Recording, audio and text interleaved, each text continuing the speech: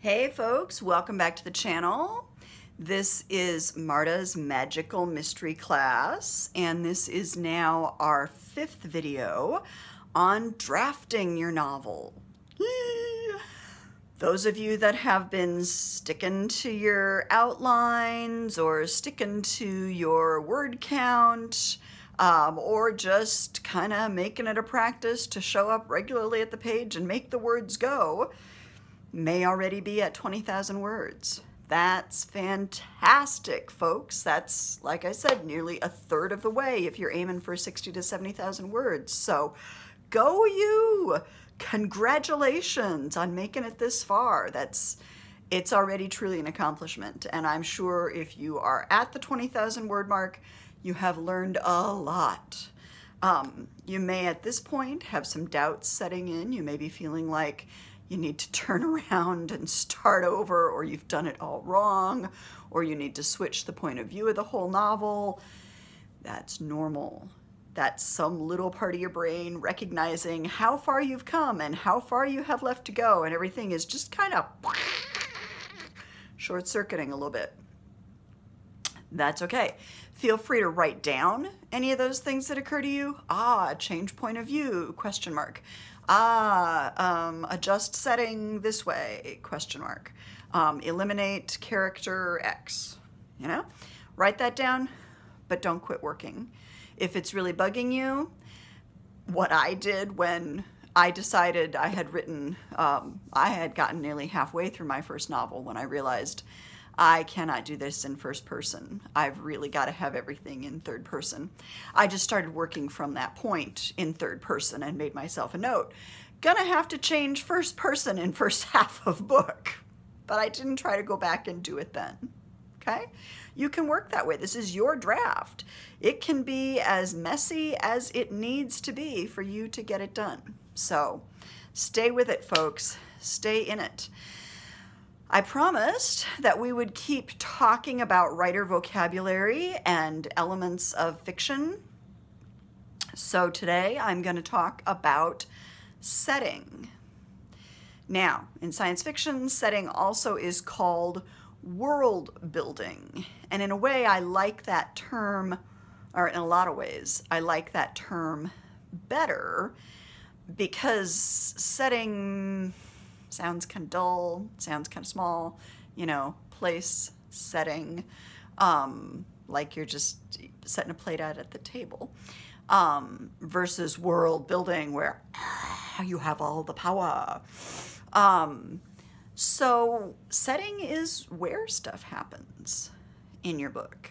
In mystery, unless you're writing, like I am, paranormal cozies or doing science fictional mystery, and I've talked about a few of those. I am going to get back to you with a fuller review of P. Jelly Clark's Master of Jinn and the 2 prequels that go with that.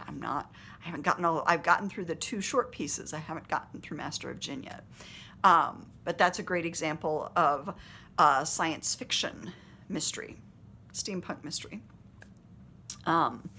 So know that world building may apply to you very directly if you're doing that kind of mystery, but most mysteries, when we talk about them, when we think about the genre, when we talk about setting or world building, we're talking about geography and history.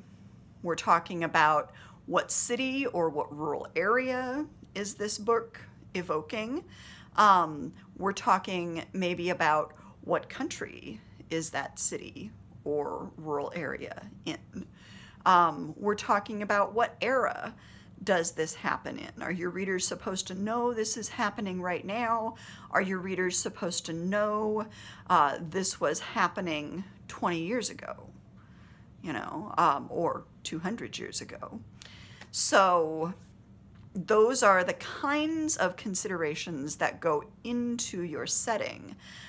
It can be very useful, especially if you're using your own city, your own location for your mystery, to try to see that location through the eyes of a visitor or a tourist.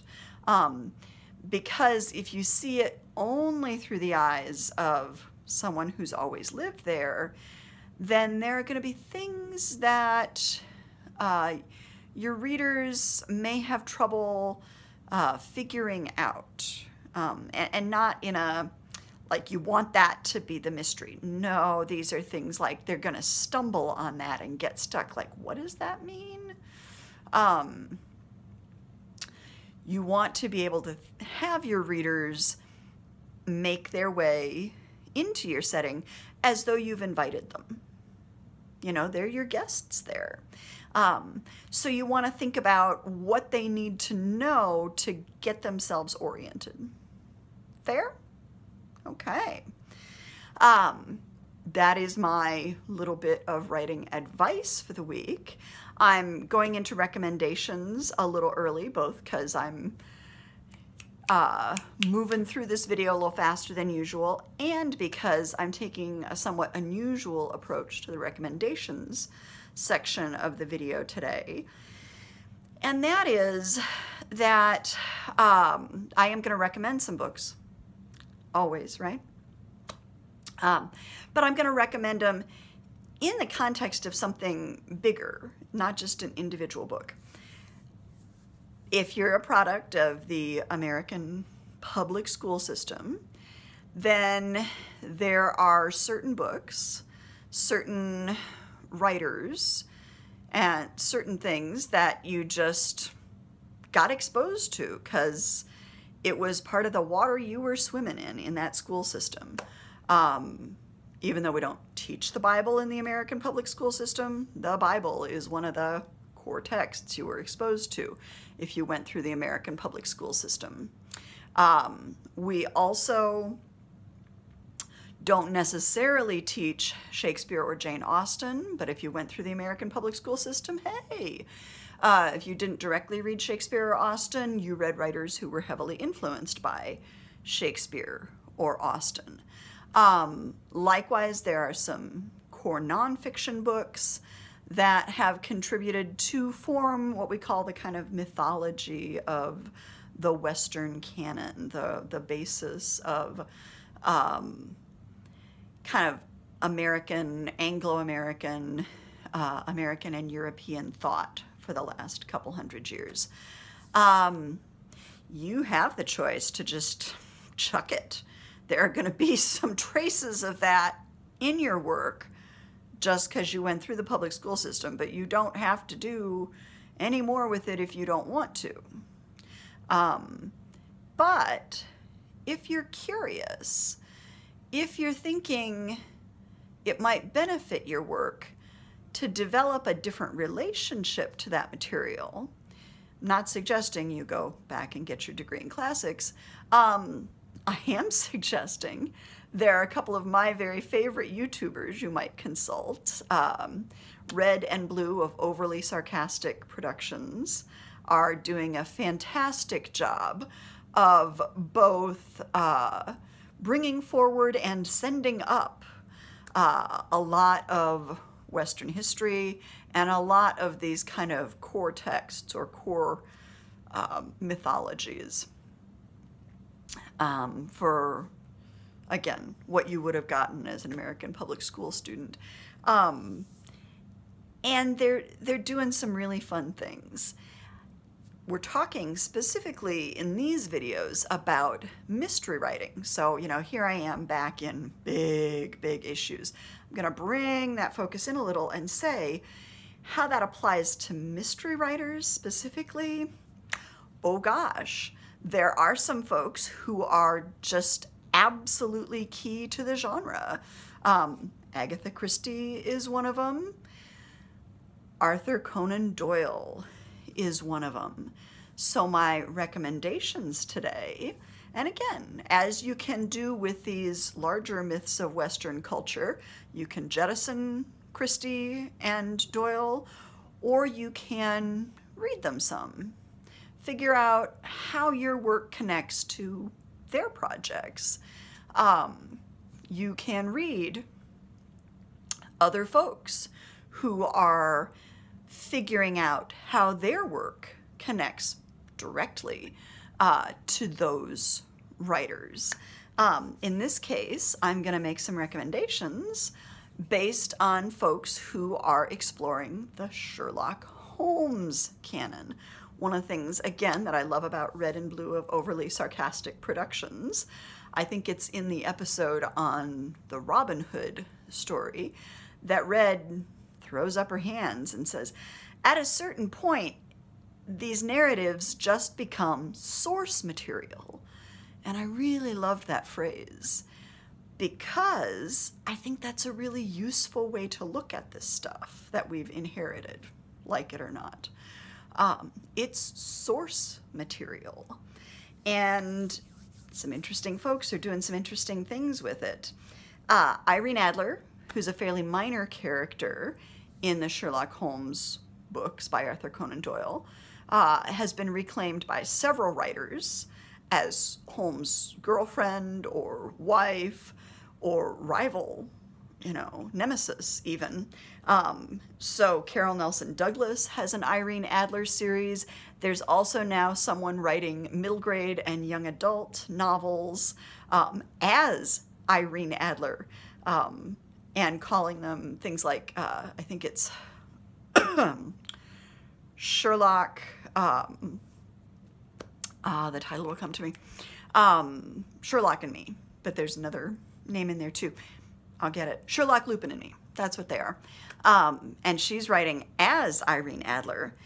Nancy Springer of fantasy fame, like, I feel like she's one of those people that needs to be the amazing Nancy Springer, has been critically successful all of her career, has gotten this incredible popular and commercial success now after working tirelessly in fantasy and science fiction for like 40 years with the Enola Holmes series. If you watch Netflix, the Enola Holmes movie from Netflix, that's out of one of Nancy Springer's books.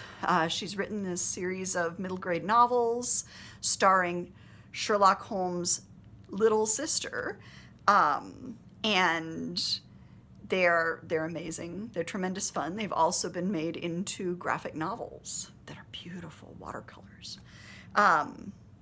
Kareem Abdul-Jabbar, yes, the retired basketball player turned writer, Kareem Abdul-Jabbar.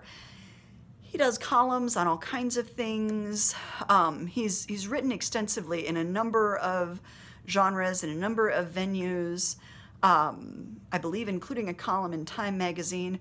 Kareem Abdul-Jabbar has thrown his hat in the ring in recent years in the Sherlock mythos by reclaiming Mycroft, Sherlock's kind of fuddy-duddy older brother, as a character.